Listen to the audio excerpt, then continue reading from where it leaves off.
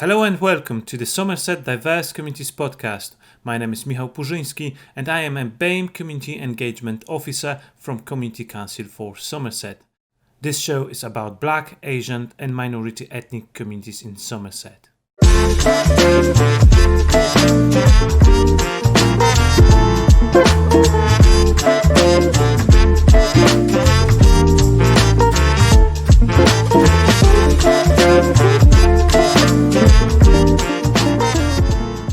An ongoing refugee crisis began in Europe in late February 2022 after Russian invasion of Ukraine.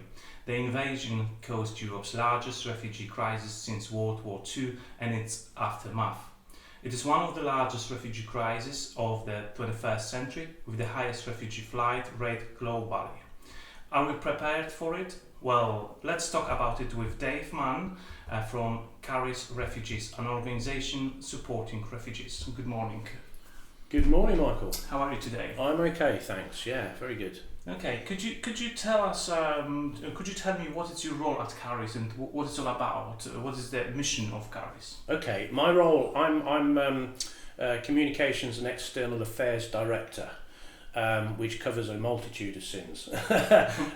CHARIS is a small organisation. There's 3 directors and a number of part-time staff and lots of volunteers. And over the last, we were formed back in 2015 when the world woke up to the refugee crisis caused by the war in Syria. And as a response to that crisis, 3 churches in Taunton got together and said, what can we do? And out of that embryonic idea came CHARIS. And at the same time, the British government, the Home Office, was setting up a programme called community sponsorship, and that's based on a model that was pioneered in Canada. And so the British government took that model and it was adapted for the UK environment.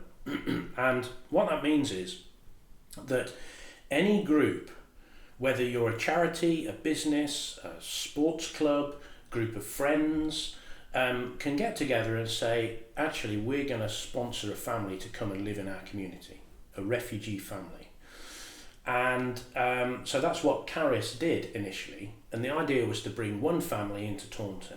Well, it became very obvious very quickly for those who were involved at that time that actually the effort to bring one family in was quite a lot. But once you got one family, why not continue bringing in more families?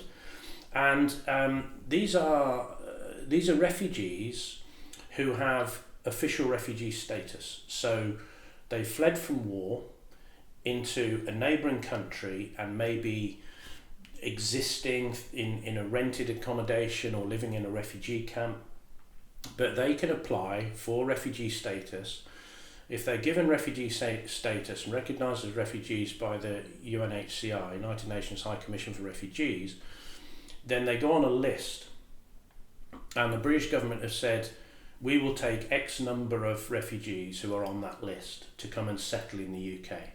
And so the refugees that we've settled since forming CHARIS have been mainly Syrian, who have been living in Lebanon or Turkey for many, many years as refugees, and they're eventually allowed to come into the UK to start a new life. So the experience that we gained over that period of resettling refugees, we've now been able to bring to the current Ukrainian crisis. It's a very different situation to the resettlement projects that we've been involved in before. The whole structure of it is very, very different. But nonetheless, these people are fleeing war. They are traumatised, and their needs are very, very similar to those from Syria who we've been settling. And I was going to ask about how complex are the needs of the average refugee family? Gosh, I mean, how long's a piece of string? Because you really don't know. It's like any community. There are different complexities. Because we're all different. Every family is different, but of course the refugees that we're settling, whether it be from Ukraine, Syria, Afghanistan, they have added trauma because of the situation they're fleeing. They've had to leave. It takes a lot for somebody to leave their home. Right. It's not a flippant decision by anybody. So the trauma of having to leave your home is huge, and becoming stateless, becoming, so much of us we put our identity is caught up so much around where we live and the connections that we have in community. If that's all stripped away, then there's an identity crisis for many. But then, of course, others are carrying much deeper scars. One of the families that we helped settle down in Exeter, for example, the father was arrested by Assad's regime in Syria and disappeared for 4 months. His wife didn't know where he was, and he was imprisoned and tortured. And many years went by. After his release, he fled. The family fled, and eventually we were able to settle them here in the UK. But the trauma is so deep, and sometimes it doesn't come out until there are specific triggers. So with the refugees that we've settled, we have a wraparound support for them from volunteers and staff, helping them to register with their health needs and navigate through all that bureaucracy. And one of the things that the whole family in Exeter needed was dental care. So one of our volunteers went with the father for a dental checkup, and he went onto the dental chair, and they tipped him back, and he had a seizure from the bright lights and the position. We found out later that it just triggered it because it was so much like the torture that he'd been through. So the dentists were really good, and we were able to work around that. But that was so hidden in him. He'd never spoken about that to anyone apart from his family. And it took a dentist chair to bring out that trauma. And so you have to be sensitive to these things and be aware that seemingly ordinary things can trigger the effects of trauma. So it's that experience that we've learned from years of settling refugees that we've been able to apply. We're now applying to the Ukrainian crisis. But of course, many refugees, the younger ones particularly, it's surprising how well they settle. And many of the older refugees, if you ask them the question, would you want to go home? Would you like to go back to Syria or Iraq or wherever? Their answer would be, we probably will never have the opportunity, but if we did have the opportunity, if peace comes, if we're able to go back, we would love to go back. But if you ask their children, 9 times out of 10 they'll say no, our home is here, and they're in school, they're in college, they're going to university, and they're settled here. Their future is here. Their future is here, right. And they see the opportunities. Yeah. Right. So I do believe that all of the refugee families or refugees in general, they face common challenges. It might be about health, mental health, education, employment, cultural barriers, language barriers, things like that. But you have mentioned about a difference in terms of your approach to Ukrainians and Syrians. Is it because of the nature of the conflict it's different, or is it because it's related to the schemes that have been implemented? A bit of both. I think with the community resettlement scheme, it takes years from a refugee in Turkey applying to be settled in the UK to them actually coming to the UK. So it's like a long process. So a very long process, and that is both good and bad. It adds to their trauma and the uncertainty, will they be accepted, and the bureaucracy having to walk through that can be very traumatic in itself when they're living hand to mouth or existing where they are. Many of them have said, we'd almost lost hope of ever leaving Turkey or ever leaving Jordan. So there's that as a negative to that programme, but the positive is, because it takes a long time, we as a settlement organisation, a resettlement organisation, are able to put in the structures around that family before they arrive, so we can make sure they're going into exactly the right property. We can make sure that they have a wraparound team who are going to be addressing their needs. We all already know how to help them to get into the medical system, and so we've got all those links in place, so that when they arrive in the UK, then there is this network and a safety net around them, which is really really good. With the Ukraine situation, because the Homes for Ukraine scheme was done very, very quickly, and the nature of it is that it was left to the individual sponsor to say, to go and find a Ukrainian and match with a Ukrainian, then there just hasn't been that opportunity to put in the wraparound support structure that we think is pretty much essential for settling traumatised refugees. So that's very much a negative to this. So we're playing catch up along with Somerset County Council and other organisations. We're sort of playing catch up really,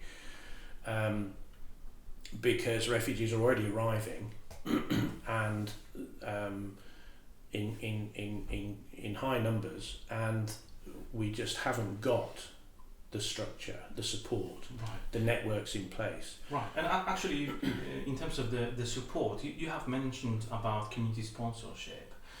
So we know that anyone could apply, any community, any group, local group could apply for that. There's some process in order to do that. But you do your best to support Ukrainian refugees these days, apart from Afghans, Syrians, Iraqis, and so on.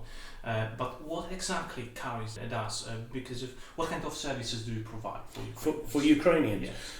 We have when the government back in March announced that the responsibility for the well-being of Ukrainians was going to be put squarely on the shoulders of the local authorities, then we put together a draft proposal to Somerset County Council, proposing that we set up welcome hubs around the county, and those hubs are going to be a go-to place for both Ukrainians and their sponsors to access services, to be signposted to services that they need, a place for social interaction, a place for training, and we're looking very much to the long term with these, and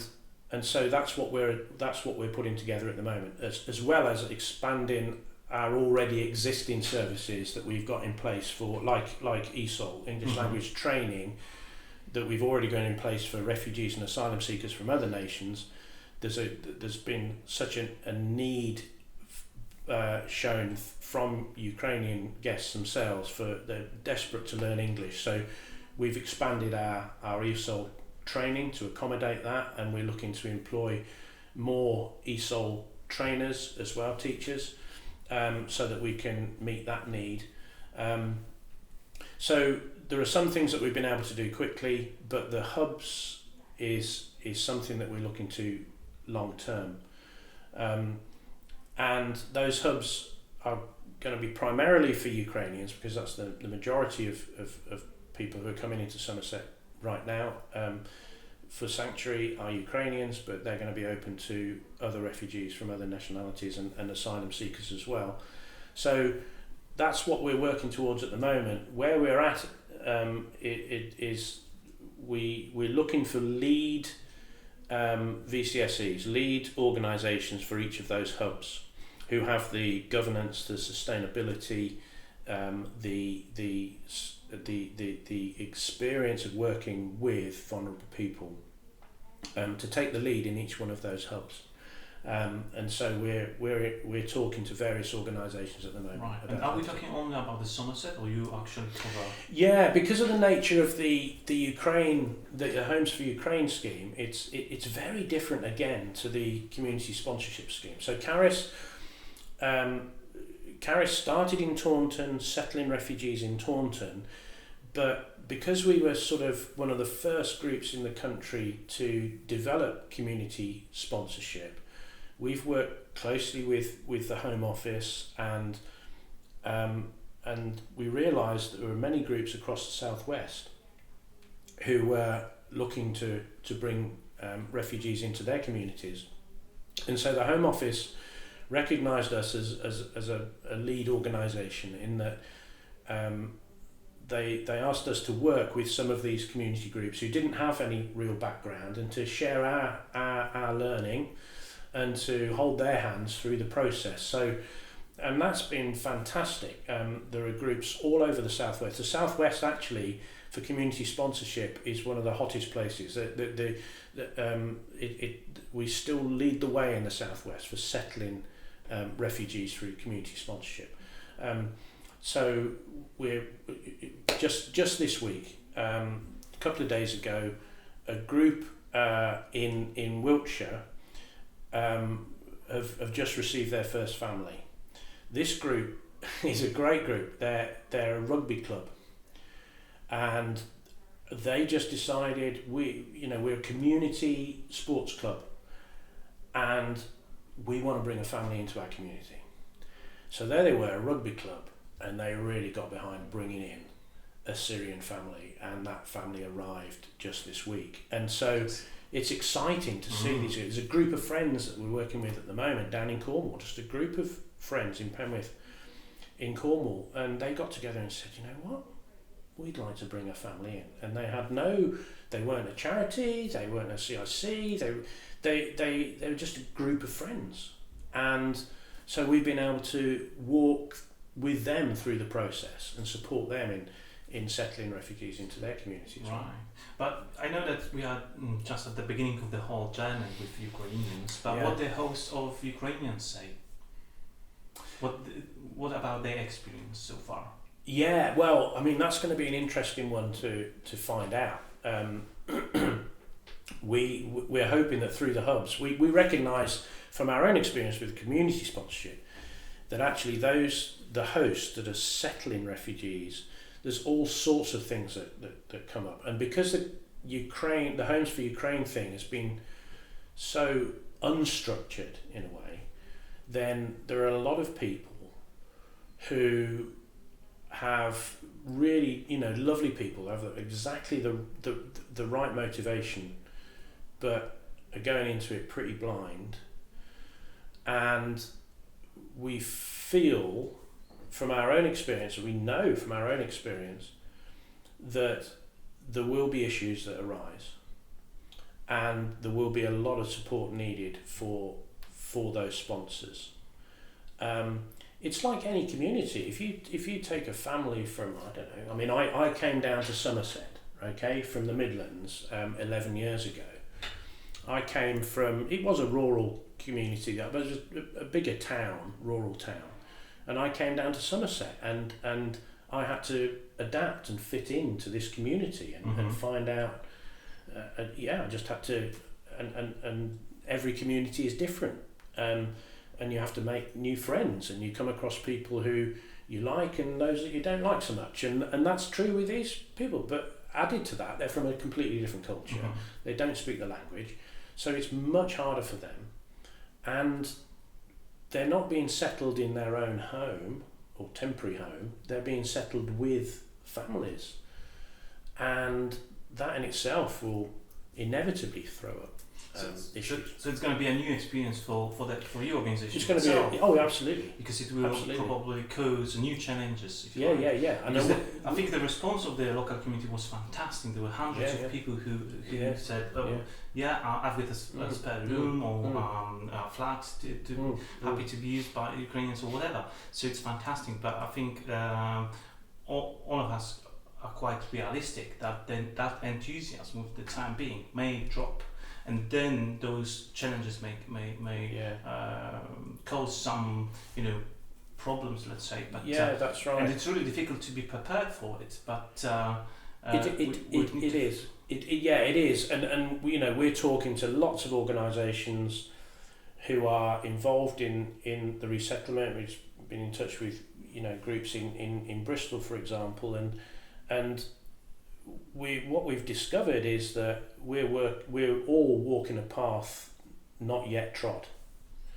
So we're having to make the path through this. Nobody has done this before, and the responsibility is being put squarely on local authorities, but also on individual citizens. And so, we're having to, but we're bringing into that the experience we have through community sponsorship, and saying it's great that people have been so generous in opening their homes, but there will be big challenges. And all those Ukrainians, they're still in touch with family and friends who have not left Ukraine or are living in Poland. And so they're reliving that trauma all the time. And who knows when the war will end. We don't know when these guests will be able to go home. Some will, if in the west of Ukraine it becomes peaceful enough, then if they've got homes to go back to, then everybody wants to go back home if they can. So that some may be able to go back, but others may have lost so much that there's nothing to go back to. And with this scheme, they're then going to have to, if they're going to live here semi-permanently, then at some point they will have to move out of the guest's house and find somewhere for their family to live, and that in itself is stressful.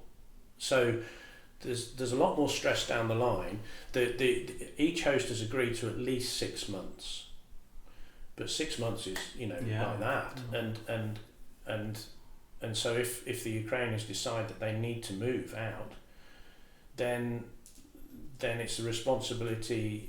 It could fall on be the responsibility of Somerset County Council to find homes for them that are more permanent. So our role as a community, as a different organisation supporting refugees, is to make sure that they become more self-sufficient, independent, confident in the new environment. And I do believe that one of the game changers is English. And absolutely. Can we talk about the ESOL classes that you provide? How many students you've got from Ukraine at this stage? Yeah, well, that is the big challenge. ESOL classes is the big challenge, because I was talking to Georgia, who's heading up our operations at the moment, and she says she's got a waiting list of 78 people. Wow. All of them from Ukraine? All from Ukraine. And at the moment, we just haven't got the trained ESOL teachers who have the time to put on those classes, because ESOL isn't just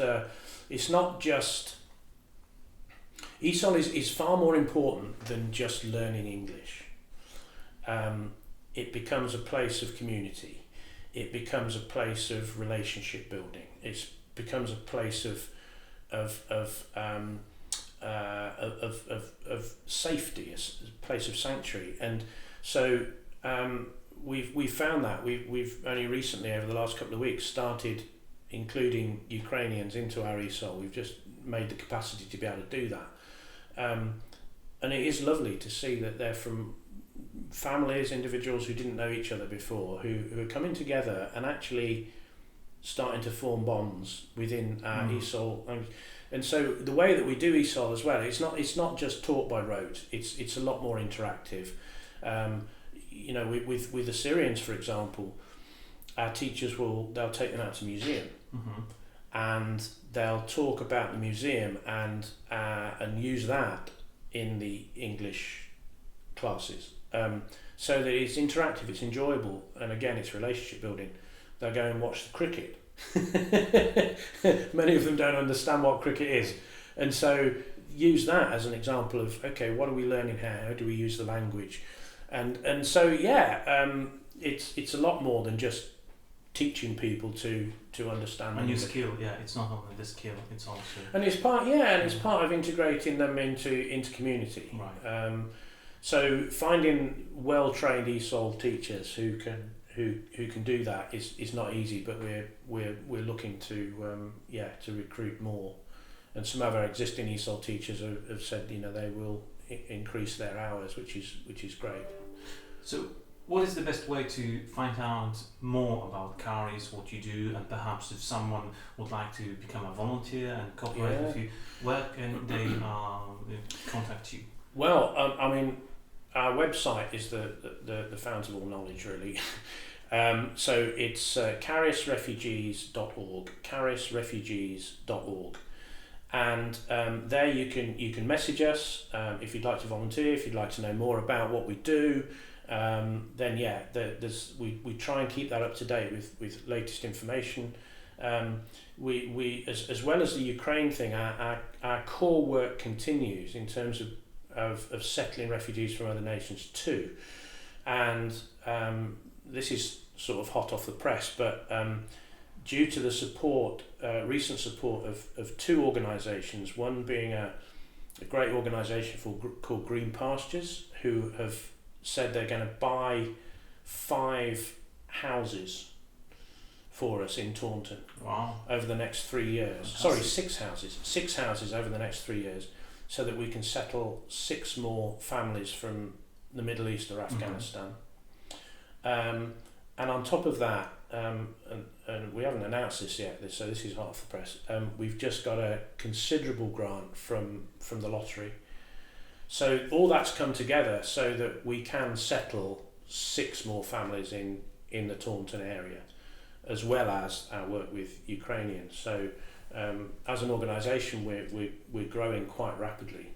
Right, and if you had one thing to say to the people of Somerset, what would you say to them?